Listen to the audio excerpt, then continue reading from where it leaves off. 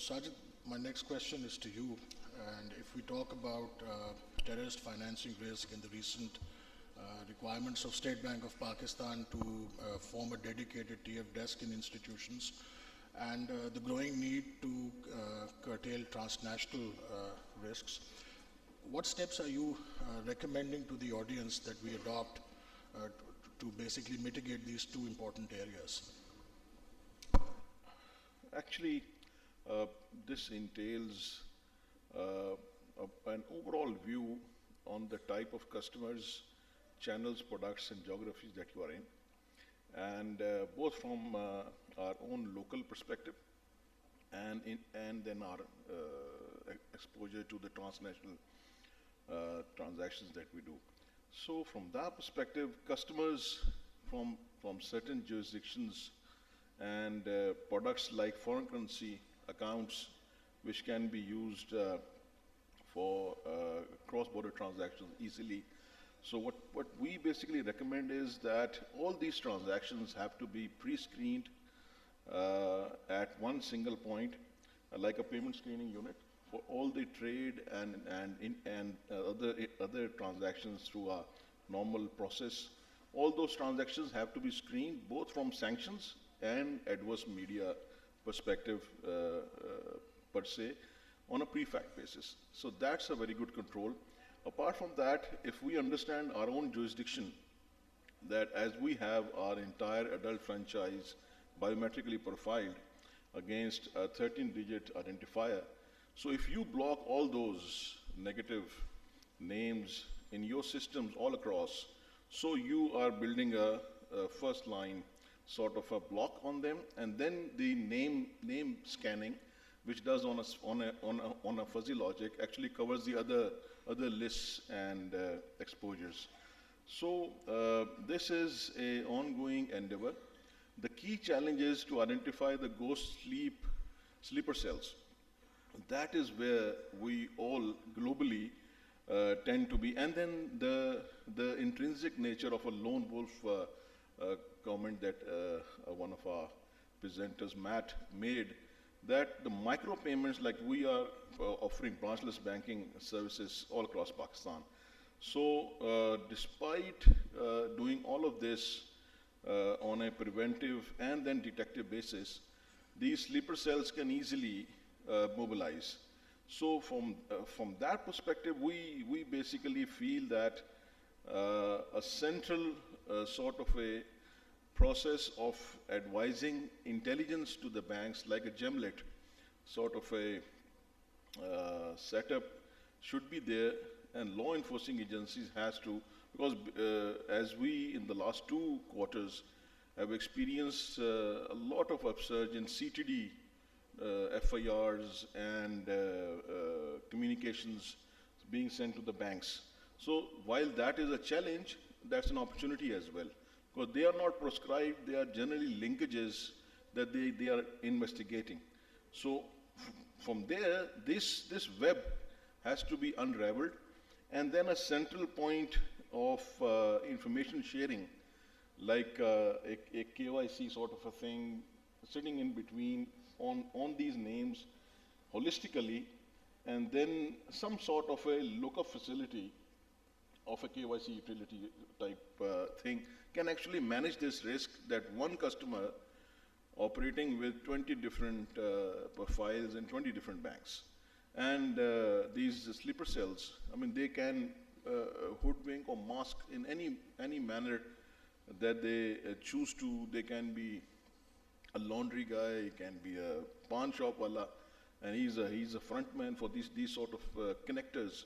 So that is where... He can also be a banker for that matter. Yeah, banker for that matter, yes. Screening our own people in the backyard is also very important. So this is a challenge from a trade perspective. I mean, going up to vessel tracking and then doing container, and then actually missing out on container in some of the high-risk jurisdictions and passages like our Persian Gulf. That is the most dangerous route, or the Suez Canal route. I mean, doing some sort of on petroleum products, I mean, identifying certain dual-use goods, petroleum products for mandatory container tracking as well is also a good idea, because when they mask the point of origin, some of the unknown shipping companies have to be looked at in a very detailed manner, that those who are not a known name, unknown shipping agency coming up with any port from Sri Lanka or Malaysia, and then you have to have, and you are actually managing this risk, the largest in terms of size in the market. So it has to be combination of both preventive and detective, and some form of central data sharing mechanism to basically root out these sleeper cells. They are the ones, basically, they actually mutate, they change their names, they change their locations very swiftly, and then, I mean, incoming home remittances, I mean, we have seen typologies of non-Pakistani senders. We've seen typologies like a customer of Lahore, they basically receive the funds, and the withdrawal is done from Fuzdar, for that matter. These type of linkages, and so this is what I call in Urdu Jahd-e-Musalsal. So there is no absolutely right or wrong answer. This is an effort that has to be put by all of us in a coordinated manner to keep these elements out of our financial system. And we can do many things, like as I have shared some of the ideas, and these can be many as we go along. Basically, you see, just picking up from what you mentioned between preventive and detective checks, if we focus now on TF risk, from a detection perspective, do you have separate scenarios in your system, or how is that actually being? That's a or good how question. would you recommend that people go about it? I actually went into different forays and this transaction side. I mean, this from a basically structuring is one of the key areas. Cash intensive, irrespective of the amount or threshold, 100% cash transactions, daily sweep of accounts, and multiple one-to-many, money-to-one scenarios, that one sender to many, basically beneficiary, many people sending to one, and different intervals, similar amounts, like these. We have our donation boxes all over the country on most of the retailers. Where do they go? They all go to some bank.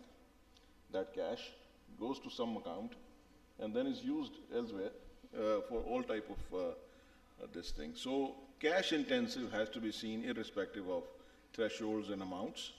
That some out of the box thinking, in addition to what we normally do, and then the behavioral analysis of certain type of customers who don't have generally a very good source of fund, underlying source of fund evidence, like an agriculturist in Pakistan, like a commission agent type of customer, any customer where you don't have a properly documented source of fund thing.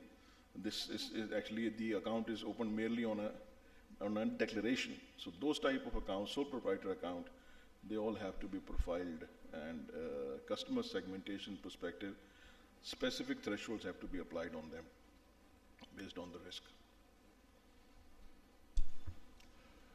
Ahmed, thank you very much. You just flew in at 2 p.m. just to attend this session. Thank you very much for that. And the band of variance should also be agreed. That what is the overall tolerance level that we're looking at? 5%, 10%, 15% variance. If it is also in the similar band, so that will also help the banks to manage that collectively.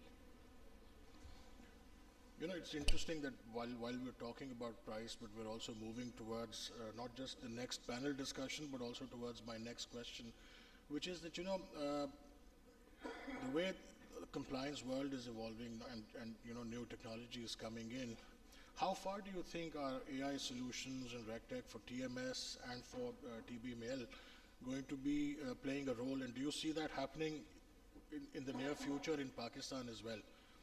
I leave it to either of you to respond. Yeah, I mean, that is the point of arrival, but it would actually entail some form of historical data for all of us to be able to benefit from that AI, machine learning technologies and specified algorithms. So there are basically vendors, and this basically we don't have to go far. This basically MENA region is basically uh, is now utilizing this utility big time, and we also have to come up the curve, and it has to be sooner than later, because headcounts and all other things are basically finite. This capability of doing a level 1 RPA or a machine learning sort of a disposition will actually bring in a lot of efficiencies and will cover the overall risk as well. Consistency perspective.